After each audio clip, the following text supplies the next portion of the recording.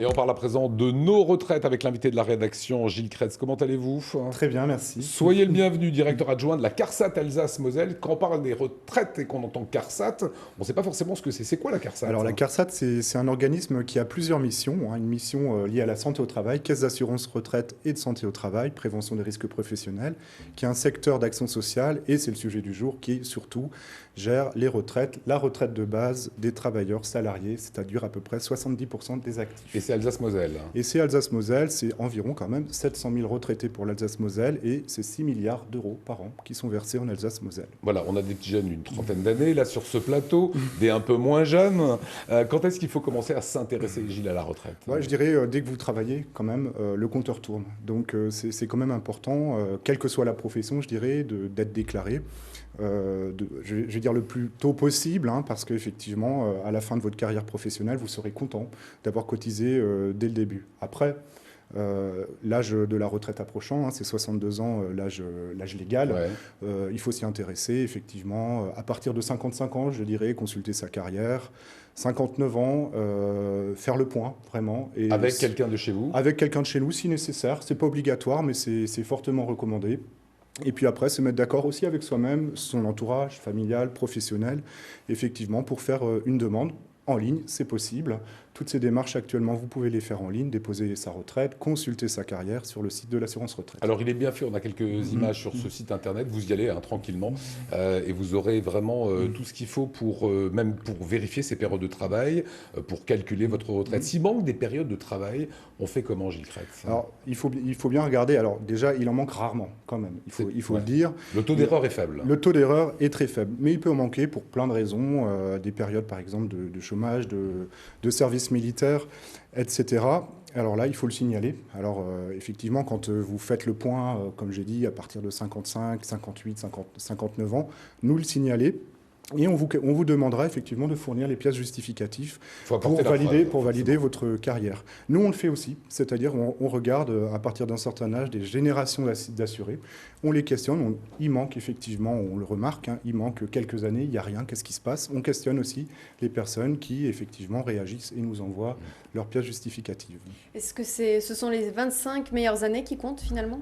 Oui, alors pour le calcul de la retraite, c'est une moyenne qui est basée sur les 25 meilleures années cotisées. Voilà. Quand on a vérifié ces retraites, est-ce qu'on doit vérifier le montant qui est affiché chez vous, qui n'est pas forcément le même que les bulletins de salaire hein? Alors, le montant effectivement de la retraite, c'est la retraite de base, hein, je précise effectivement, est plafonné. Pour la base, est plafonné. C'est pas tout à fait le même montant. Mais effectivement, il faut quand même vérifier. Mais il faut savoir qu'il est enregistré automatiquement. C'est-à-dire c'est des transmissions des entreprises à la CARSAT, enfin aux caisses, qui sont reportées de manière tout à fait fidèle. Voilà. Et il y a et la retraite complémentaire. Et il y a la retraite complémentaire sur le site internet, effectivement. Maintenant, vous pouvez faire le point sur la totalité de votre situation. On peut prendre une deuxième retraite complémentaire hein? Alors, une surcomplémentaire, Ouais. alors la retraite complémentaire, elle est obligatoire et effectivement, certaines personnes choisissent d'avoir une surcomplémentaire qui, elle, est plutôt optionnelle, c'est-à-dire ce Mais qu'on c'est appelle... légal. Mais c'est légal, tout à fait. D'accord. Plusieurs organismes privés, des banques, etc., des sociétés de prévoyance le proposent. Gilles Kretz, on a ce qu'on appelle une retraite par répartition. Ouais. Aujourd'hui, le gouvernement annonce une future retraite par points. D'abord, quand il y aura cette retraite par points? Vous n'êtes pas devin, hein, je le sais bien, mais voilà. Et qu'est-ce que ça va changer? Alors déjà, effectivement, c'est des pistes de travail. Ouais. Hein, effectivement, actuellement, nous sommes sur une retraite par répartition. Ça veut dire une retraite par solidarité. Ceux qui cotisent aujourd'hui payent la retraite des retraités actuels. Donc, c'est-à-dire une solidarité immédiate. Ok. La retraite par points, c'est simplement technique. C'est un changement. Au lieu de prendre des périodes de travail, des annuités, des années, on les traduit par des points qui eux-mêmes sont traduits par de l'argent. Ça ne remet pas en cause forcément le système de répartition, mais ça simplifie et surtout, les complémentaires fonctionnent déjà comme ça. Donc ça, finalement, c'est peut-être aussi une simplification techniquement d'avoir une retraite entièrement calculée par points. D'accord. Celui qui gagnera 1 200 euros aura 1 200 points en gros, et celui qui a 2004. Alors, la valeur du point, on ne la connaît pas encore. Voilà. On ne sait déjà effectivement pas quand la retraite par points sera mise en vigueur, parce que pour l'instant, ce sont des pistes qui sont discutées au niveau du gouvernement, au niveau des consultations, etc. Voilà, c'est drôle, les jeunes, ils écoutent là. C'est religieusement. Si vous avez des questions sur votre retraite, c'est le moment, je vous le dis. Durée de cotisation, pour l'instant, elle est de 42 ans. Est-ce que ça va changer? Alors, pour l'instant, effectivement, elle est de à peu près 42 ans, parce que c'est une réforme progressive qui l'amène jusqu'à 42 ans. Alors, c'est une inconnue, effectivement. Il est question, à un moment, de toucher à la durée de cotisation, mais là, je n'irai pas plus loin, parce que c'est effectivement des consultations qui ont lieu actuellement entre le gouvernement, les partenaires sociaux et puis même d'autres acteurs de la société civile. Mais il est clair que pour que toutes les réformes des systèmes des retraites précédentes ont touché à la durée d'activité, à l'âge, 43 etc. ans, ce ne serait pas... Alors 43 ans, c'est déjà en vigueur, enfin ça sera déjà en vigueur pour les générations à partir de 1973.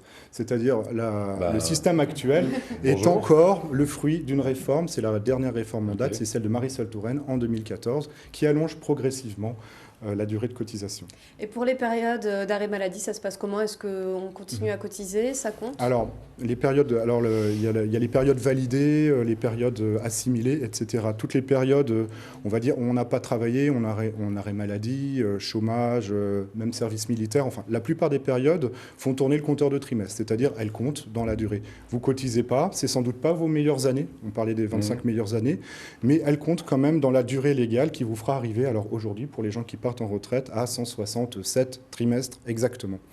Et on rappelle que le problème pourrait se résoudre s'il y avait moins de chômage aussi. On a vu des chiffres, si on passait de 8,5 actuellement de taux de chômage à 4,5, le problème des retraites, ça serait quasiment, je vais pas dire fini, mais... Alors c'est sûr que le système de retraite tel qu'on le connaît aujourd'hui fonctionne sur la cotisation des actifs salariés. Enfin, et des gens, effectivement, au sens large, qui travaillent, qui cotisent, et qu'une bonne santé économique, donc un taux de chômage faible, fait que les rentrées financières sont plus importantes pour financer le système. Et effectivement, les hypothèses qu'on a sur le financement des retraites sont basées sur des perspectives de chômage d'un certain taux, avec des hypothèses plutôt positives et d'autres un peu moins positives. Voilà, si c'est positif, ça ira mieux pour tout le monde. Tout à fait. Vous restez avec nous, Gilles Kratz.